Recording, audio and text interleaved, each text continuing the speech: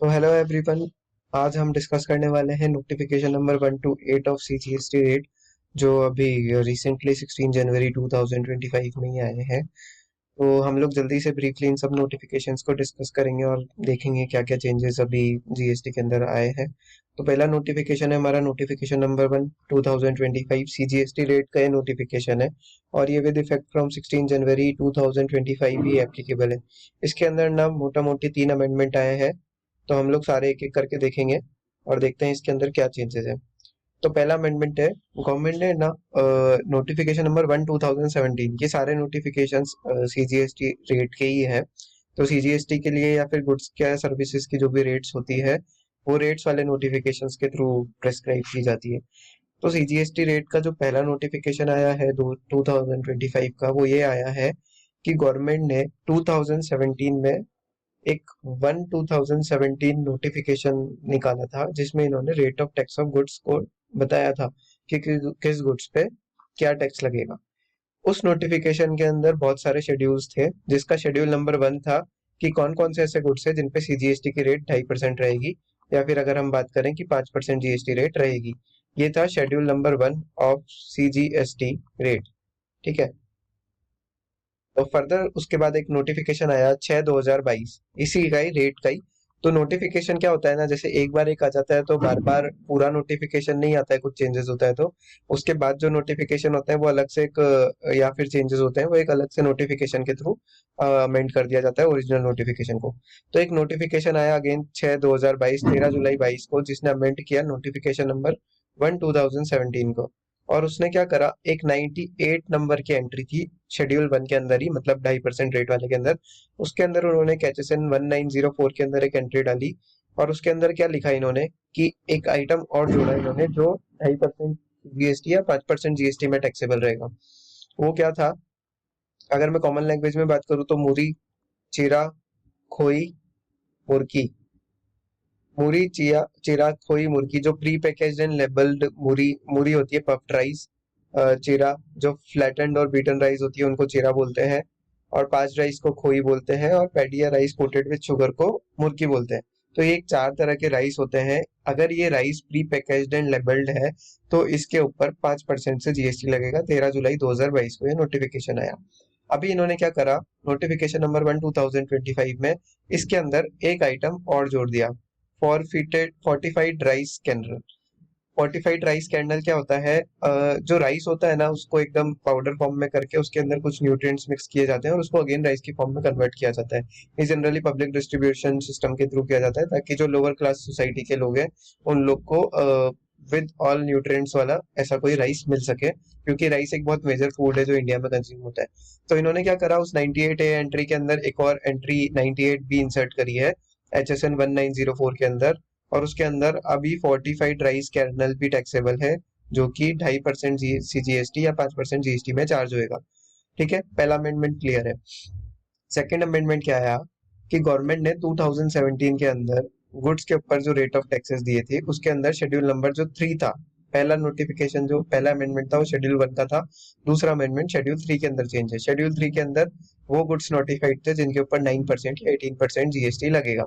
उसके अंदर entry number एक 15 है। एंट्री नंबर 15 क्या कहती है कि जितने भी गुड्स हैं, चाहे कॉर्नफ्लेक्स हो गया, व्हीट हो गई, बल्गर व्हीट हो गई, या प्रिपेयर फूड से जो सीरियल फ्लेक्स होते हैं, ठीक है, मतलब जो ऊपर 5% में मैंने आइटम बताए, मूरी, खोई, जीरा और मुर्की, इनके अलावा जो भी गुड्स हैं जैसे कॉर्नफ्लेक्स हो गया, बल्गर व्हीट्स हो गए, जो सीरियल फ्लेक्स से आते हैं, ये सब चीजें ना बहुत वो हेल्दी वाली आइटम्स हैं जो लोग बाग हेल्थ के लिए या डाइट्स वाले खाते हैं। ठीक है, बिटन राइस, मतलब इन ऊपर वाली चीजों को छोड़ के बची हुई जो भी चीज है, वो सारे गुड्स हैं, वो शेड्यूल 3 के अंदर एचएसएन नंबर अदर देन 1904 वाले, वो सारे शेड्यूल 3 के अंदर 18% में टैक्सेबल होंगे।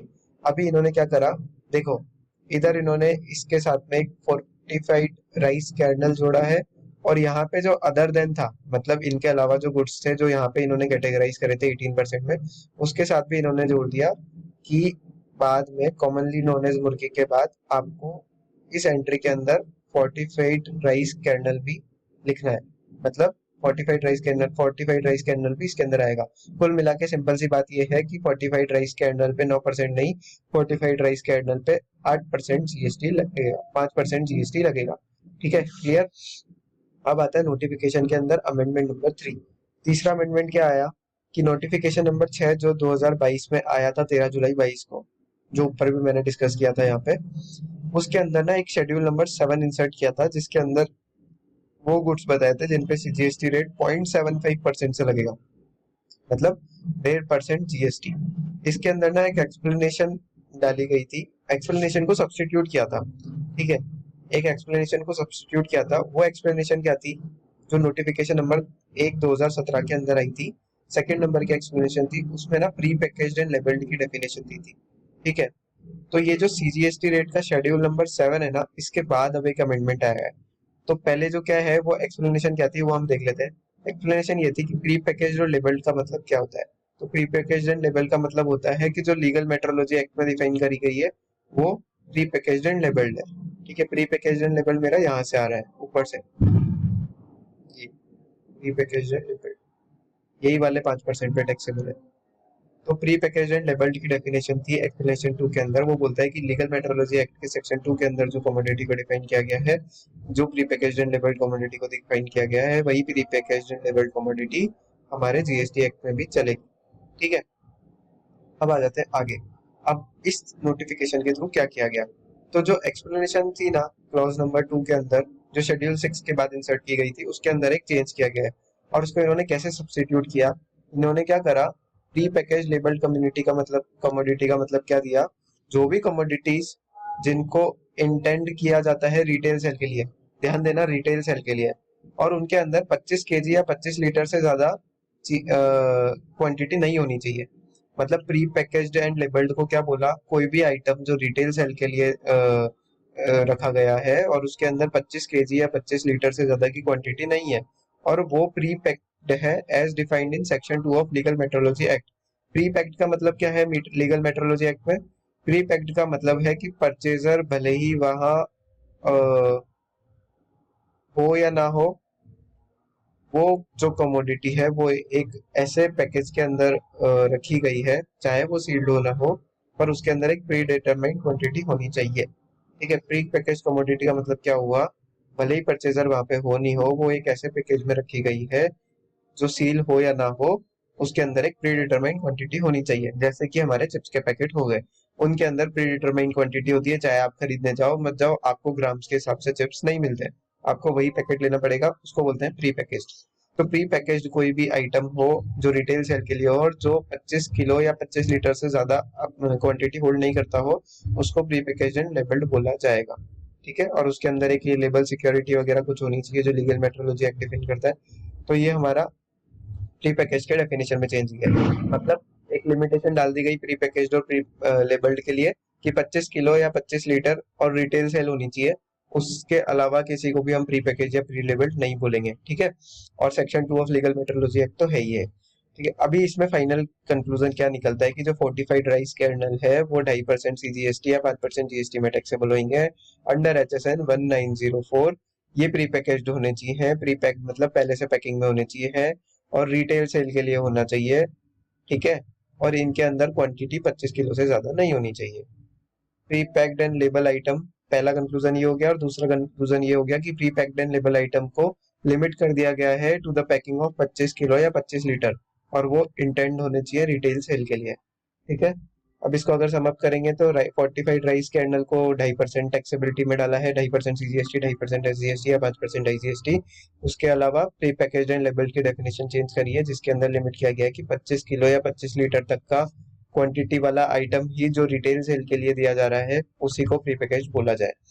अब आता है नोटिफिकेशन नंबर 2 2025, ये भी 16 जनवरी से इफेक्टिव है। इसमें क्या करा हुआ है, गवर्नमेंट ने ना नोटिफिकेशन नंबर 2 2017 के थ्रू एग्जेम्प्ट गुड्स नोटिफाई किए थे। उस एग्जेम्प्ट गुड्स में एक एंट्री डाली गई है, एंट्री नंबर 105A।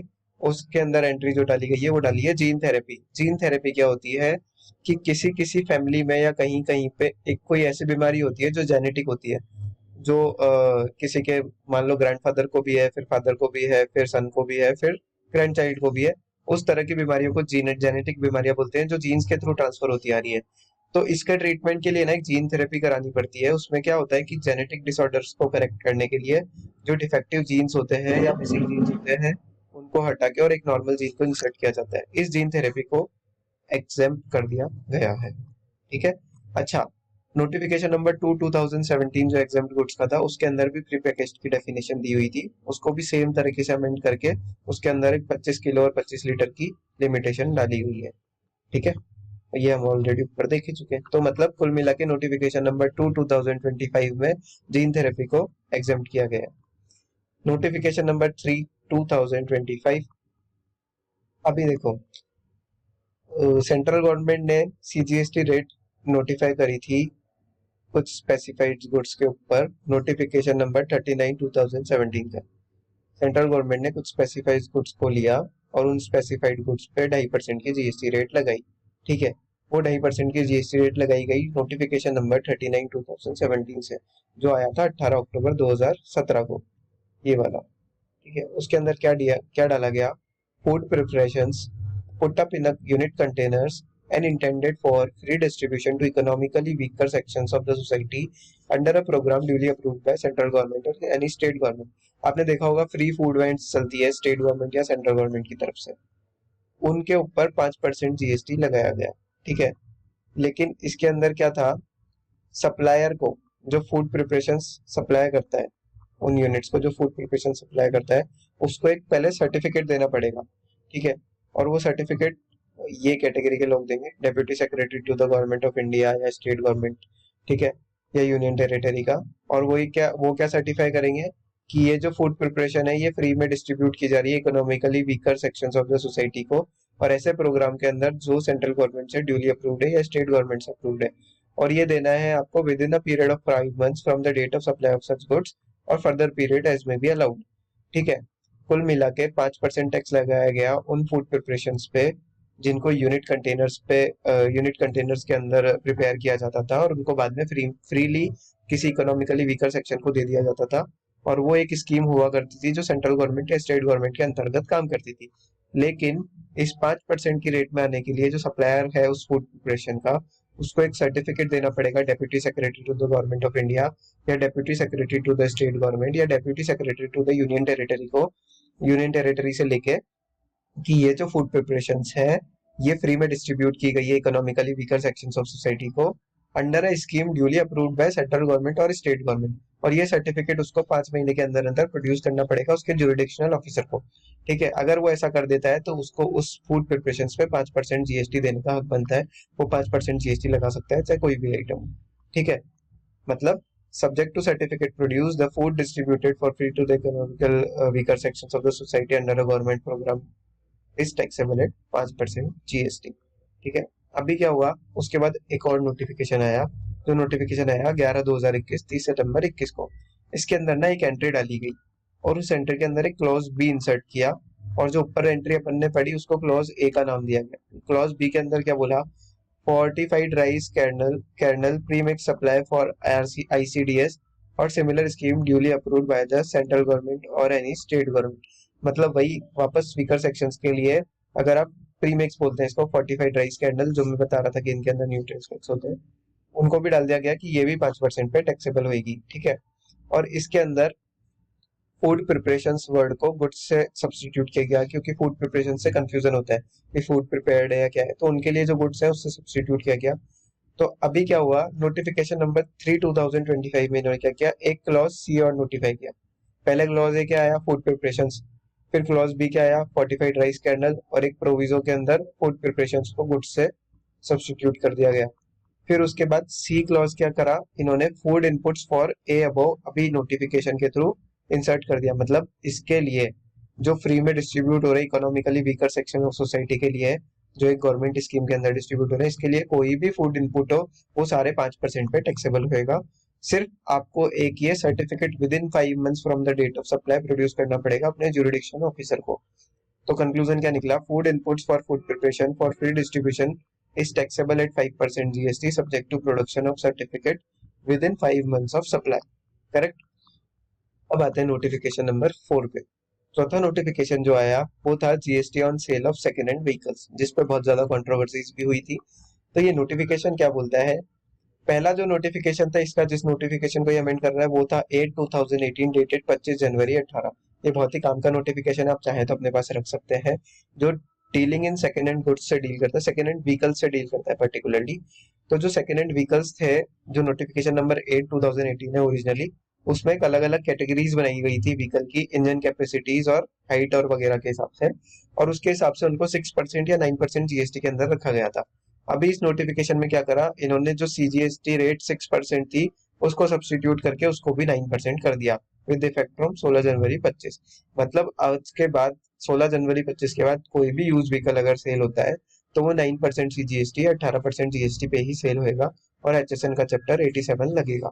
ठीक है, ये भी करेक्ट है। अच्छा, इसके अंदर सिर्फ प्रॉफिट अमाउंट पे जीएसटी लगता है। ये जो ओरिजिनल नोटिफिकेशन इसमें दिया हुआ है कि आपको जो जीएसटी देना है वो सिर्फ प्रॉफिट अमाउंट के ऊपर देना है, मार्जिन अमाउंट के ऊपर देना है, लॉस अमाउंट पे नहीं देना है, सिर्फ प्रॉफिट अमाउंट पे देना है। ठीक है, प्रॉफिट कैसे निकलेगा? Sale value minus WDV. और बाकी डिटेल के लिए आप नोटिफिकेशन रेफर कर सकते हैं। अब जो नोटिफिकेशन नंबर 5 आया 2025, जो डेटेड है वही अगेन 16 जनवरी, ये 1 अप्रैल 25 से इफेक्ट फ्रॉम आएगा। तो इसमें हम देखते हैं इसके अंदर क्या चेंजेस हुए हैं। गवर्नमेंट ने ना 11/2017 नोटिफिकेशन के थ्रू जीएसटी पे, सर्विस पे कितनी जीएसटी लगेगी वो नोटिफाई करी थी। मतलब सर्विसेज पे किस रेट से जीएसटी चार्ज होनी है वो बताई गई थी नोटिफिकेशन नंबर 11/2017 से। और उसके अंदर कुछ नोटिफिकेशन के अंदर और अमेंडमेंट आए। पहला एक अमेंडमेंट आया, ये पहला नहीं है हमारे नोटिफिकेशन से जो रेलेवेंस है, मैंने वो सिर्फ वो वाले लिए हैं। तो 2019 30 सितंबर 2019 को एक अमेंडमेंट किया गया उस वाले नोटिफिकेशन में, और उसके अंदर ना कुछ एंट्री को डाला गया।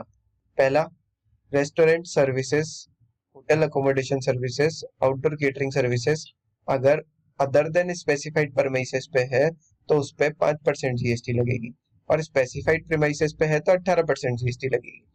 क्या हुआ, इन्होंने एक जीएसटी ऑन सर्विसेज का नोटिफिकेशन दिया था 11/2017, उसके अंदर कोई एंट्री डाली गई 20/2019 में। वो एंट्री क्या कहती है कि restaurant service, hotel accommodation service, outdoor catering service अगर अदर देन स्पेसिफाइड प्रीमाइसेस पे है तो 5% जीएसटी लगेगी, और स्पेसिफाइड प्रीमाइस पे तो 18% जीएसटी लगेगी।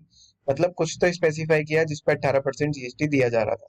ठीक है, और उसके अंदर एक एक्सप्लेनेशन भी डाला गया नोटिफिकेशन के अंदर कि डिक्लेयर्ड टैरिफ क्या होता है। डिक्लेयर टैरिफ क्या होता है कि जितनी भी एमेनिटीज के लिए जो आप चार्ज कर रहे हो, मतलब अपन आगे अभी एक होटल में जाते हैं तो वो अपने से मान लो फॉर एग्जांपल 5,000 पर नाइट चार्ज कर रहा है, तो 5,000 सारी एमिनिटीज को लेके, उसके अंदर आपका क्लीनिंग भी हो गया, उसके अंदर आपका फर्नीचर, एयर कंडीशनर, रेफ्रिजरेटर, जो भी आइटम्स है, अकोमोडेशन, मतलब पूरा रूम आपका होता है। तो उसको बोलते हैं अपन डिक्लेयर टैरिफ। लेकिन एक चीज ध्यान रखना है, इसके अंदर डिस्काउंट को एक्सक्लूड किया जाना है, यानी कि बिफोर डिस्काउंट जो मेरा टैरिफ है वो मेरा डिक्लेयर टैरिफ होगा। ठीक है, तो एक तो दो चीजें क्या समझ में आई, restaurant service, hotel accommodation service other than specified premises है तो 5% जीएसटी है, स्पेसिफाइड प्रीमाइसेस है तो 18% जीएसटी है, और डिक्लेयर टैरिफ का मतलब है कि जो भी टैरिफ का अमाउंट है एक्सक्लूडिंग एनी डिस्काउंट। ठीक है, ये अभी सिर्फ समझने के लिए, मेन नोटिफिकेशन पे अब आएंगे हम लोग। ठीक है, अब क्या हुआ, इस क्लॉज को ओमिट कर दिया गया। कौन सा क्लॉज को? जो डिक्लेयर टैरिफ वाला था, क्लॉज नंबर 35। इस क्लॉज को ओमिट कर दिया गया और डिक्लेरेशन की डेफिनेशन के अंदर हटाई दिया गया, सॉरी डिक्लेयर टैरिफ को हटाई दिया गया क्लॉज को। वो इसलिए हटाया क्योंकि ओरिजिनल नोटिफिकेशन जो है अपना ये वाला 11/2017, इसके अंदर ऑलरेडी इन्होंने एक्सप्लेनेशन के साथ दिया हुआ था कि डिक्लेयर टैरिफ का क्या मतलब है, वो सेम ही था। ठीक है, अब उसके बाद ओरिजिनल नोटिफिकेशन में मीनिंग ऑफ स्पेसिफाइड प्रीमाइसेस को इंट्रोड्यूस किया गया, नोटिफिकेशन नंबर 30 सितंबर 2019 को। ये रहा, यही वाला, क्योंकि इसी के अंदर स्पेसिफाइड प्रीमाइसेस की बात करी थी इन्होंने कि स्पेसिफाइड प्रीमाइसेस वाला 18% पे टैक्सेबल है, बिना स्पेसिफाइड वाला 5 पे। तो स्पेसिफाइड प्रीमाइसेस होता क्या है? तो स्पेसिफाइड प्रीमाइसेस क्या होता है, कोई भी ऐसा प्रीमाइसेस जो होटल अकोमोडेशन सर्विसेज दे रहा है और उसका डिक्लेयर्ड टैरिफ कोई भी यूनिट ऑफ अकोमोडेशन का, कोई भी यूनिट ऑफ अकोमोडेशन का 7,500 पर यूनिट पर डे या इक्वलेंट हो। ठीक है, क्या बोलते हैं स्पेसिफाइड प्रीमाइसेस क्या होता है, कोई भी होटल अकोमोडेशन सर्विसेज जिसका डिक्लेयर्ड टैरिफ 7,500 रुपए या उससे ऊपर हो पर यूनिट पर डे, इसको बोलेंगे स्पेसिफाइड प्रीमाइसेस। मतलब ऐसा कोई भी प्रीमाइसेस जिसपे 7,500 पर यूनिट पर डे का चार्ज किया जा रहा है, वहां पे अगर कोई रेस्टोरेंट है, होटल अकोमोडेशन हो रहा है, आउटडोर केटरिंग हो रही है, तो वो सारे 18% पे टैक्सेबल है। अगर वो स्पेसिफाइड प्रीमाइसेस नहीं है, मतलब 7,500 से नीचे लेती है, तो 5% पे टैक्सेबल है। तो अभी इस क्लॉज को कर दिया गया है सब्स्टिट्यूट। स्पेसिफाइड प्रीमाइसेस को क्या करा इन्होंने, सब्स्टिट्यूट कर दिया। सब्स्टिट्यूट करा मतलब चेंज कर दिया। और चेंज करके क्या दिया कि specified premises for a financial year, मतलब किसी पर्टिकुलर फाइनेंशियल ईयर की बात करिए। Specified premises for a financial year का मतलब क्या होगा, कोई भी ऐसा प्रीमाइसेस जहां पे सप्लायर ने प्रीसीडिंग फाइनेंशियल ईयर के अंदर होटल अकोमोडेशन सर्विसेज दी है, और उसकी कोई भी यूनिट ऑफ अकोमोडेशन की वैल्यू 7,500 रुपये पर यूनिट पर डे और इक्वलेंट हो। ये तो सेम है, मतलब इसको हटा के एक तो ए पॉइंट ये डाला गया। या फिर कोई भी बंदा ऐसा बोलता है कि मेरा होटल अकोमोडेशन सर्विस जो है वो एक स्पेसिफाइड प्रीमाइसेस पे होता है, मतलब कोई भी बंदा जिसपे रजिस्टर्ड पर्सन बोले कि मैं डिक्लेरेशन भरता हूँ कि मेरा जो प्रीमाइसेस है वो स्पेसिफाइड प्रीमाइसेस है, मतलब आप खुद डिक्लेयर कर दो कि मेरा प्रीमाइसेस स्पेसिफाइड प्रीमाइसेस है, या तो ये हो जाए या आप बोल दो कि मेरा तो स्पेसिफाइड प्रीमाइसेस है। ये कब करना है, किसी भी फाइनेंशियल स्टार्ट होने के पहले 1 जनवरी से 31 मार्च तक, मतलब अभी ये डिक्लेरेशन जाएंगी। ठीक है, तो 1 जनवरी से लेके 31 मार्च तक अगर हम ये डिक्लेयर कर दे कि हमारा प्रीमाइसेस स्पेसिफाइड प्रीमाइसेस है, तो भी उसको स्पेसिफाइड प्रीमाइसेस मान लिया जाएगा। ठीक है, या कोई भी ऐसा प्रीमाइसेस जब पर्सन अगर अप्लाई कर रहा है रजिस्ट्रेशन के लिए, मान लो 1 जनवरी से 31 मार्च तो किसके लिए हुआ, जो ऑलरेडी रजिस्टर्ड है। कोई बंदा अगर रजिस्टर कर रहा है नया नया, होटल का बिजनेस है उसका, और वो विद इन 15 डेज रजिस्ट्रेशन आने के बाद डिक्लेयर कर दे कि मेरा प्रीमाइसेस स्पेसिफाइड प्रीमाइसेस माना चाहिए जाना चाहिए, तो उसका प्रीमाइसेस तब भी स्पेसिफाइड प्रीमाइसेस मान लिया जाएगा। मतलब कुल मिला के 7,500 की यूनिट को थोड़ा फ्लेक्सिबल दिया गया है, फ्लेक्सिबिलिटी दे दी गई है कि अगर 7,500 यूनिट पर डे है, पर यूनिट पर डे है, तब तो स्पेसिफाइड प्रीमाइसेस है ही है। या उसके अलावा अगर आप डिक्लेरेशन दे देते हो कि मेरा प्रीमाइसेस स्पेसिफाइड प्रीमाइसेस है, तो भी आपके प्रीमाइसेस को स्पेसिफाइड प्रीमाइसेस मान लिया जाएगा। ये डिक्लेरेशन कैसे देना है, अगर आपका रजिस्ट्रेशन पुराना है तो 1 जनवरी से 31 मार्च तक दीजिए। अगर आपका रजिस्ट्रेशन नया है तो विद इन रजिस्ट्रेशन के 15 दिन दे दीजिए। ठीक है, जैसे बैंक अकाउंट ऐड होता है, जैसे आरसीएम का डिक्लेरेशन जाता है, वैसे ही अभी ये डिक्लेरेशन भी जाएगा। अच्छा, अब डिक्लेरेशन देना तो है, पर डिक्लेरेशन देंगे कैसे, तो उसके लिए ना कुछ एनेक्सर्स इंट्रोड्यूस किए गए। ठीक है, एनेक्सर 6 तक तो आरसीएम तक आ ही गया था। Annexure number 7, opt in declaration for registered person, मतलब मेरा क्लॉज नंबर बी वाला, कि मैं ऑप्ट इन कर रहा हूँ कि मेरा स्पेसिफाइड प्रीमाइसेस है, जो 1 जनवरी से 31 मार्च के बीच में जाएगा। इसके लिए एनेक्सर नंबर 7 भरना पड़ेगा। एनेक्सर की कॉपी के लिए आप नोटिफिकेशन को रेफर कर सकते हैं, 5/2025 इसी के अंदर दिए गए हैं, तो ये निकाल के रखें, बेटर होगा। फिर आता है एनेक्सर नंबर 8। अगर कोई पर्सन है जो नया रजिस्ट्रेशन ले रहा है, तो उसको with in 15 days annexure number 8 में डिक्लेयर करना पड़ेगा, अगर कोई स्पेसिफाइड प्रीमाइसेस डिक्लेयर करना चाहता है तो। चलो, एक बार डिक्लेयर कर दिया वो डिक्लेयर्ड ही रहेगा, लेकिन अगर आपको बोलना है कि नहीं यार अब मेरा स्पेसिफाइड नहीं है प्रीमाइसेस, तो आपको ऑप्ट आउट डिक्लेरेशन भरना पड़ेगा कि मेरा प्रीमाइसेस स्पेसिफाइड प्रीमाइसेस अब नहीं है। उसके लिए आपको देना पड़ेगा एनेक्सर नंबर 9। ठीक है, तो 7,500 से ऊपर हुआ, या फिर आपने डिक्लेरेशन भरा, या विद इन ये 3 मंथ्स में भरा, जनवरी टू मार्च, नया रजिस्ट्रेशन है तो 15 दिन में भरा। Annexure number 7, opt in for old registration. Annexure number 8, opt in for new registration. और annexure number 9, opt out of specified premises. ठीक है, ये डिक्लेरेशंस सब प्रीमाइसेस के लिए सेपरेटली फाइल्ड होंगे, मतलब मेरे अगर 4 होटल है तो मेरे को चारों के लिए अलग अलग फाइल करने पड़ेंगे। लेकिन उस होटल में मेरा कोई भी यूनिट अगर 7,500 से ऊपर जा रहा है, तो वो मेरा स्पेसिफाइड प्रीमाइसेस आएगा। ये देखो, एनी यूनिट यूज किया गया है वो। ठीक है, प्रीमाइसेस वाइज अलग अलग हो सकता है, लेकिन होटल वाइज एक ही रहेगा, या तो स्पेसिफाइड है या नहीं है। चलो, अब आते हैं नोटिफिकेशन नंबर 6/2025। तो सेंट्रल गवर्नमेंट ने कुछ एग्जाम सर्विसेज नोटिफाई करी थी 12/2017 के थ्रू। उसके अंदर कुछ अमेंडमेंट किया गया है। पहला अमेंडमेंट पहला अमेंडमेंट क्या है, पहले तो उस नोटिफिकेशन के अंदर एक और एंट्री डाली गई 8/2024 में। उसमें क्या बोला कि हम लोग कोई भी metering equipment, meters, transformers, capacitors, या ट्रांसमिशन या डिस्ट्रीब्यूशन से रिलेटेड कोई भी इंसिडेंटल या एंजिलरी सप्लाई करते हैं, तो वो मेरी सर्विसेज एग्जम्प्ट रहेगी। इलेक्ट्रिसिटी से रिलेटेड है, इलेक्ट्रिसिटी के ट्रांसमिशन, डिस्ट्रीब्यूशन, या कोई services of providing metering equipment on rent, testing for meters, capacitors etcetera, releasing electricity connections, of meters, service lines, issuing duplicate bills. Electricity services से related जो भी supply of services है, transmission और distribution of electricity से related जो भी supply of services है वो सब एग्जेम्प्ट है। इसमें क्या गड़बड़ करी इन्होंने, यहाँ पे देख रहे हो वर्ड ट्रांसमिशन के साथ एंड यूज करा, मतलब कोई ऐसी सप्लाई जो ट्रांसमिशन और डिस्ट्रीब्यूशन दोनों में काम आ रही हो, तो इसको इन्होंने अमेंड किया क्योंकि इसको लेके कंफ्यूजन था, एंड की जगह और इंसर्ट कर दिया पहला अमेंडमेंट। मतलब ट्रांसमिशन एंड डिस्ट्रीब्यूशन को ट्रांसमिशन और डिस्ट्रीब्यूशन पढ़ना है। मुझे नहीं लगता कोई खास फर्क पड़ेगा, जो एग्जाम था वो एग्जाम ले रहा होगा। अमेंडमेंट नंबर 2, एक एंट्री डाली गई है इसमें 36B। वो क्या बोलता है, services of insurance provided by motor vehicle accident fund constituted under 164 section of motor vehicle act. अगर कोई भी सर्विसेज प्रोवाइड करता है कोई मोटर व्हीकल एक्सीडेंट फंड जो कि मोटर व्हीकल एक्ट से अंदर कॉन्स्टिट्यूट हुआ है, और वो कहाँ से सर्विसेज प्रोवाइड करेगा, against the contribution made by insurance out of the premium collected by third party insurance of motor vehicle. कभी भी थर्ड पार्टी मोटर व्हीकल का इंश्योरेंस होता है, थर्ड पार्टी में जो होता है उसका एक मोटर व्हीकल का एक्सीडेंट फंड होता है जिसके अंदर पैसा जाता है। तो उस पैसे के अंदर से जो भी अगर कोई सर्विसेज दे रहा है मोटर व्हीकल एक्सीडेंट फंड, वो एग्जेम्प्ट है। ये एक एंट्री डाली गई है, ठीक है। अमेंडमेंट नंबर 3, एक एडिशन किया गया है एंट्री नंबर 69 के अंदर, और उसके अंदर एक क्लॉज एफ डाला गया है। 69 एंट्री के अंदर ये नेशनल डेवलपमेंट वाली चीजें थी, स्पोर्ट्स डेवलपमेंट वाली चीजें थी, तो वो सब है।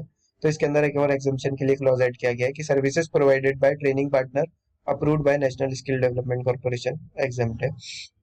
ये काफी इंडस्ट्री स्पेसिफिक या सेक्टर स्पेसिफिक एग्जाम्पशन है। इन द नोटिफिकेशन एक एक्सप्लेनेशन को ओमिट किया गया है 1 अप्रैल 25 से, जो एक्सप्लेनेशन डिक्लेयर टैरिफ की है, जो ऊपर भी एक जगह ओमिट की गई है। वो इसलिए ओमिट की गई है कि ओरिजिनली नोटिफिकेशन में दी हुई है, वो एक्सप्लेनेशन में भी ऑलरेडी दी हुई है, तो अलग से कोई क्लॉज की जरूरत है नहीं, तो इसको ओमिट कर दिया गया है। तो मतलब इस एग्जाम्पशन की नोटिफिकेशन में से एक तो पहला ट्रांसमिशन एंड डिस्ट्रीब्यूशन की जगह ट्रांसमिशन और डिस्ट्रीब्यूशन हो गया। दूसरा इंश्योरेंस सर्विसेज अगर motor vehicle accident fund provide करता है एग्जाम्प्ट हो गया। तीसरा ट्रेनिंग पार्टनर कोई अप्रूव्ड है नेशनल स्किल डेवलपमेंट कॉर्पोरेशन से, वो सर्विसेज देता है, वो भी एग्जाम्प्ट हो गया, और डिक्लेयर टैरिफ की एक्सप्लेनेशन को रिमूव कर दिया। सातवें नंबर का नोटिफिकेशन सातवें नंबर का नोटिफिकेशन क्या बोलता है कि गवर्नमेंट ने ना कुछ सर्विसेज अभी नोटिफाई करी थी, कुछ सर्विसेज पहले जो नोटिफाई करी थी वो थी 13/2017 में 28 जून 2017 को, कि किन किन सर्विसेज पे जीएसटी जो है रिवर्स चार्ज मैकेनिज्म में जाएगा।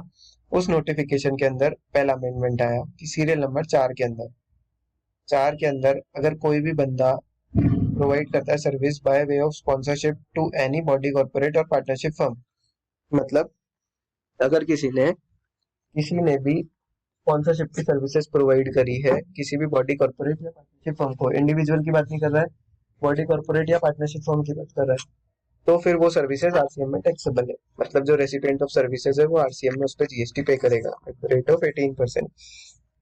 इसके अंदर ना एक चेंज किया गया है, पहले ये ओरिजिनल का एक्सट्रैक्ट है। पहले जो सप्लायर ऑफ सर्विसेज होता था वो था एनी पर्सन, ठीक है, वो था एनी पर्सन, और रेसिपिएंट ऑफ सर्विसेज होता था एनी बॉडी कॉर्पोरेट और partnership firm located in the taxable territory, तब तो था आरसीएम में। इसके अंदर क्या चेंज करा इन्होंने, सप्लायर ऑफ सर्विसेज का जो कॉलम है उसके अंदर एनी पर्सन को सब्स्टिट्यूट कर दिया any person other then body corporate. मतलब यहाँ पे अदर देन बॉडी कॉर्पोरेट भी अब लिखा जाएगा। अदर देन बॉडी कॉर्पोरेट का मतलब क्या हो गया, अगर बॉडी कॉर्पोरेट दे रहा है सर्विसेज तो आरसीएम में टैक्सेबल नहीं है, फिर एफसीएम लगेगा। तो स्पॉन्सरशिप सर्विसेज अगर कोई बॉडी कॉर्पोरेट देता है अब, तो वो फॉरवर्ड चार्ज मैकेनिज्म में टैक्सेबल होगी instead of reverse charge mechanism. सिर्फ ये एक अमेंडमेंट है, पहला अमेंडमेंट हो गया। दूसरा अमेंडमेंट अभी रिसेंटली 8 अक्टूबर 24 को एक नोटिफिकेशन आया था, नोटिफिकेशन 9/2024, जो था सेंट्रल टैक्स रेट का ही, और विद इफेक्ट फ्रॉम ये 10 अक्टूबर 24 से एप्लीकेबल था। उसके अंदर क्या किया था इन्होंने, renting of any property other than residential dwelling को भी आरसीएम के अंदर लेके आए थे। Renting of any property, residential dwelling तो पहले ही आ चुका है, अदर देन रेजिडेंशियल ड्वेलिंग को भी आरसीएम के अंदर लाया गया। और उसके अंदर क्या किया गया, सप्लायर अगर कोई अनरजिस्टर्ड पर्सन है सर्विसेज का, और रजिस्टर्ड पर्सन अगर रेंट पे कर रहा है तो वो देगा आरसीएम के अंदर टैक्स। अब इन्होंने क्या करा कि रजिस्टर्ड पर्सन की जगह कर दिया registered person other than person who has opted to pay tax under composition scheme. मतलब अगर मेरा रेगुलर रजिस्ट्रेशन है तो ही मेरे को आरसीएम लगेगा, मेरा अगर कंपोजिशन रजिस्ट्रेशन है तो मेरे को इस वाली एंट्री पे 5AB वाली एंट्री पे, मतलब रेजिडेंशियल ड्वेलिंग के अलावा अगर कोई प्रॉपर्टी में रेंट कर रहा हूँ तो उसके ऊपर आरसीएम नहीं देना है। हेंस कमर्शियल प्रॉपर्टी का अगर रेंट है और वो कोई भी रजिस्टर्ड पर्सन पे करता है किसी अनरजिस्टर्ड पर्सन को, तो वो आरसीएम में टैक्सेबल तो है, लेकिन अगर रजिस्टर्ड पर्सन कंपोजिशन टैक्सेबल है तो आरसीएम में टैक्सेबल नहीं है। Renting of property other than residential dwelling by any unregistered person is taxable under RCM. If recipient is registered, any registered person other than person who has opted for to pay tax under composition levy. यहाँ पे is नहीं आएगा, यहाँ पे if आएगा, typing error हो गया। ठीक है, last notification, notification number 8। Notification number 8 2025 क्या बोलता है, ये समझ में आ गया ना आरसीएम वाला। पहला तो हो गया कि sponsorship services other than body corporate देगा तो आरसीएम है, अदरवाइज एफसीएम है। दूसरा हो गया अनरजिस्टर्ड पर्सन कोई कमर्शियल प्रॉपर्टी रेंट पे देता है किसी रजिस्टर्ड पर्सन को तो आरसीएम है, लेकिन रजिस्टर्ड पर्सन कंपोजिशन में रजिस्टर्ड है तो आरसीएम नहीं है, फिर कुछ नहीं होगा। मतलब फिर तो जब लिमिट क्रॉस होगी तो टैक्स ले लेगा वो रजिस्ट्रेशन। गवर्नमेंट ने एक नोटिफाई किया, हाँ, 8/2025, 16 जनवरी को आया ये भी, ये 1 अप्रैल 25 से अप्लीकेबल है। तो गवर्नमेंट ने कुछ सर्विसेज को नोटिफाई किया था जिसपे ईसीओ को टैक्स देना था, जिसको अपन 95 भी बोलते हैं, सेक्शन 95। सेक्शन 95 के अंदर वो सर्विसेज डिफाइंड है जिसके अंदर इलेक्ट्रॉनिक कॉमर्स ऑपरेटर टैक्स पे करता है on behalf of their supplier of services, जो उनके प्लेटफॉर्म पे सप्लाई कर रहे हैं सर्विसेज की। फॉर एग्जाम्पल ये स्विगी वगैरह हो गया या फिर अर्बन कंपनी हो गई। ठीक है, तो सेक्शन 95 की डिटेल अंडरस्टैंडिंग के लिए आप उस पर जाएं। तो ईसीओ जो टैक्स पे करता है उसके बारे में कब नोटिफाई किया गया था, वो था 17/2017, 17 जून 17 को। ठीक है, 17 तो 17 जून 17 को एक नोटिफिकेशन के अंदर बताया था कि ईसीओ को किन किन सर्विसेज पे टैक्स देना पड़ेगा उसके प्लेटफॉर्म पे जो सप्लायर है उनके बिहाफ पे। ठीक है, उस नोटिफिकेशन के अंदर एक एक्सप्लेनेशन डाली गई थी 17/2021 नोटिफिकेशन के थ्रू, जो 18 नवंबर 21 को आया था।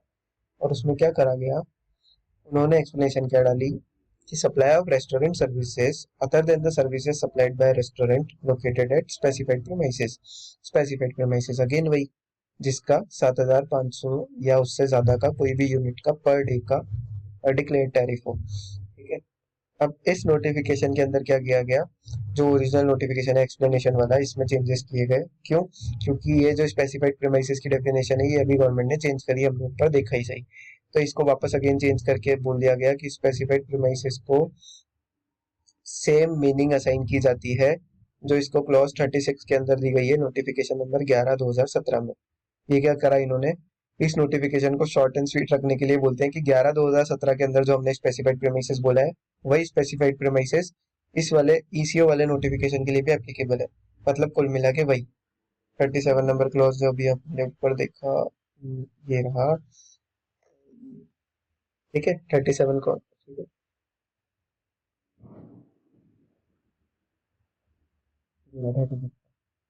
ऑक्यूपाइड प्रीमाइसेस क्या होएगा प्रीसीडिंग फाइनेंशियल ईयर के लिए, वही मैंने सेम वापस ऐसे कॉपी पेस्ट किया हुआ है, ये अभी नोटिफाई हुआ है, अगेन ये वापस डाल दिया गया है। ठीक है, 36 को ही चेंज किया गया है। तो 36 के अंदर बोलते हैं कि स्पेसिफाइड प्रीमाइसेस वो हैगा जो प्रीसीडिंग फाइनेंशियल ईयर में कोई होटल अकोमोडेशन सर्विसेज देता है जिसका कोई भी यूनिट का वैल्यू 7,500 और equivalent per unit per day जाता है, स्पेसिफाइड प्रीमाइसेस हो गया। और कोई बंदा अगर डिक्लेरेशन फाइल कर रहा है 1 जनवरी से लेके 31 मार्च तक तो भी स्पेसिफाइड प्रीमाइसेस हो गया। और कोई बंदा with in 15 days of obtaining registration declaration file कर रहा है कि स्पेसिफाइड प्रीमाइसेस है, वो भी स्पेसिफाइड प्रीमाइसेस हो गया। ध्यान रहे, स्पेसिफाइड प्रीमाइसेस वाइज आएगा ना कि यूनिट वाइज। मेरे एक भी प्रीमाइसेस में अगर 7,500 या उससे ज्यादा का टैरिफ मैं चार्ज कर रहा हूँ तो वो मेरा स्पेसिफाइड प्रीमाइसेस में कवर हो जाएगा। लेकिन मेरा कोई दूसरा यूनिट दूसरा प्रीमाइसेस और है उसमें मैं नहीं चार्ज करता हूँ इतना, तो वो मेरा स्पेसिफाइड प्रीमाइसेस नहीं होएगा। ठीक है, उसके लिए वही अगेन एनेक्सर 7 1 जनवरी से 31 जनवरी के लिए, एनेक्सर 7 नई रजिस्ट्रेशन के लिए, एनेक्सर 8 नए रजिस्ट्रेशन के लिए और 9 ऑप्ट आउट के लिए। ये 3 एनेक्सर अगेन वापस काम आने वाले हैं। तो ये था अपने कुछ 8 नोटिफिकेशंस जो आए हैं, थोड़े से इंपॉर्टेंट भी हैं क्योंकि कुछ चेंजेस जैसे कि रजिस्ट्रेशन रिलेटेड चेंजेस है ये अपने को ये डिक्लेरेशंस देने ये जनरली अपने से रह जाते हैं तो इम्पोर्टेंट है, अदरवाइज रेट्स के ही चेंजेस हैं और तो कुछ खास नहीं है। ऊपर से हाँ, वो आरसीएम वाला इम्पोर्टेंट है कि कंपोजिशन वालों को नहीं देना है आरसीएम इमूवेबल प्रॉपर्टी पे। उसके अलावा कोई भी डाउट हो तो आप मुझे कमेंट सेक्शन में बता सकते हैं। Thank you so much for listening so peacefully. Bye bye.